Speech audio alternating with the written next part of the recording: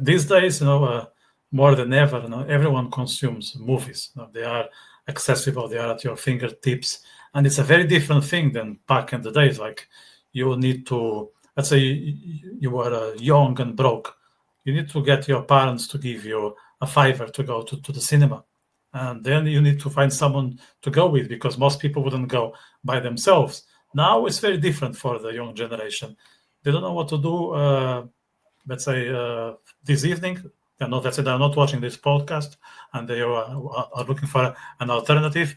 There are plenty. There are plenty of competition with Netflix. Like you just open and there are, I don't know, 500 available movies or even more. I'm not that familiar with the platform. How much that of a threat is that to cinema, as the cinema experience of going to the cinema itself and enjoy the movie in a traditional way? But that is the same problem we have with a lot of art expressions, I think. If you think about music, for example, when I was a kid, I used to have cassettes, like tapes, then CDs. But I had the physical thing in my hand. So I used it until I consumed it and it didn't work anymore because I used it 30 times in a row. And I knew every single track inside out. And that is how I remember that. So when they play that song and some people looks at me and I'm singing that song, they're like, how do you know that? I said, because when I was a kid, I literally consumed that record, that song I know inside out, or the record I know from beginning to the end. But if I use Spotify, which I do, I have to admit, it goes, I may tell him to play a band or a genre, and then it goes from this song to the other song to the other song. For someone that didn't grow up with that, don't stay. It's just like Rutger Hauer said in Blade Runner, like tears in rain. They vanish, disappear, they don't stay. You need to have the physical thing. I mean, this is the book I'm reading at the moment.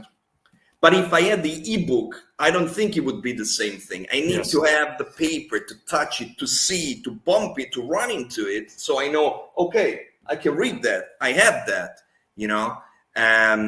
because otherwise I grew up like that. So it doesn't work with me any other way. And that's one thing. For cinema, well, I think I'm afraid to say that TV series are much more popular than films nowadays because people think, okay, I can watch this. It lasts 30 minutes, 45 minutes. And then if I like it, I can go on and watch another one, or I can stop. I can pause it. I can use my phone if I have to respond and all these things. And I have to say that TV series nowadays are much better than what it was when I was 10 to 11 years old, when I was watching. We used to call it telefilm in Italy when they were very popular at the time. They always existed, just that they had a vertical approach instead of a horizontal approach. Now there's a continuation between one episode and the other. But that's the thing. They use also part of the cinematic language to give a patina of cinema, but then they use the soap opera drama to keep you caught up to the stories. And that's what works with TV series, which I also watch, not as much as other people I know, but every once in a while I watch a TV series. But the problem with cinema is that when I was 6 years old, I used to go with my parents. When I was 11, I started going with my friends, 11, 12, 13 to 17, for example. And it always was the idea of going to a dark room where you had a sort of therapeutic session where everybody was experiencing the same thing, the dark, the focus on the thing, no distraction, no phones, no nothing. So you couldn't help seeing what it was shown on a big screen.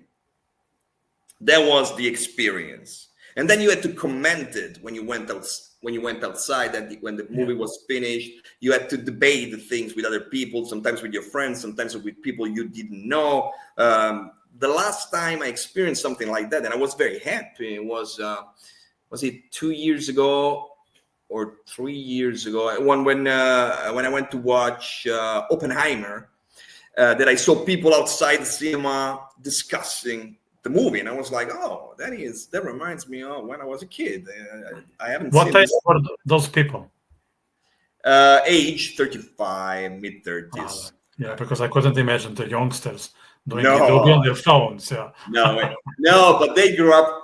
Those who were born native, I mean, digital natives. I mean, I think cinema was never the same thing that it was for us. They grew up with cinemas that didn't show just one film, but they had already a choice. But besides that, when I was their age, it was impossible to think that pretty much at the same time that they're showing in movie theaters, I could stream HD quality at home the very same film that they're showing in cinemas, or that the film stays 3 days because then a streaming platform will show it. These things didn't exist, and these things are pretty normal nowadays. I remember when I went to see The Irishman, there are 4 or 5 cinemas in Rome that show films in the original language, and so these are the cinemas where I go. But for example, The Irishman was shown 3 days: Thursday, Friday, and Saturday, and then it went straight to Netflix.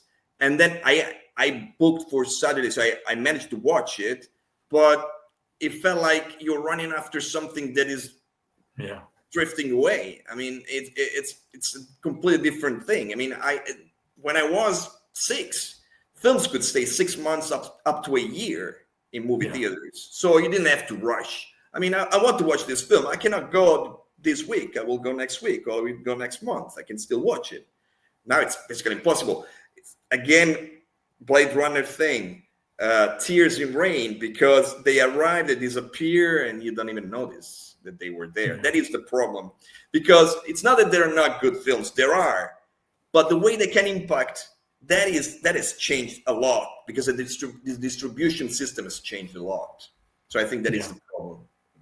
Yeah, there's a lot of stuff. So, like people can watch one movie and day after they're watching something else on Amazon Prime, and then on the weekend they watch Netflix or a series. So, the attention goes all over the place. Do you think cinemas can become something from the past?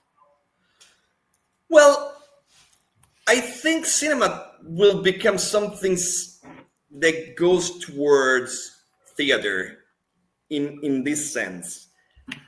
Theater is a thing for people, supposedly, people that belong to a certain class. They are ready to spend a certain amount of money, and they want to see a different show, something that you don't see every day.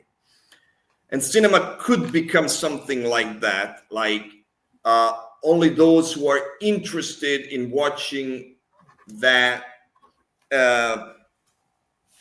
production on a big screen, to see that the type of sound, the type of images there, and that could be eventually what's going to happen. I'm not certain about that, but it's a possibility, because I think that younger generations are used to watching things on as big that can be, 50 to 65 inches TV screen. That is the extent to what you see nowadays. And so they're not used to watching the gigantic, that don't even exist anymore, by the way, because cinemas don't have the same type of screens they used to have 40 years ago. But that is the thing, that they're not used to that. So how can you miss something you never had?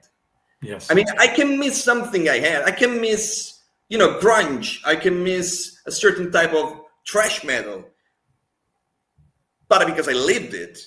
But if it was never part of my life, how can I miss something that I never had? That's my question.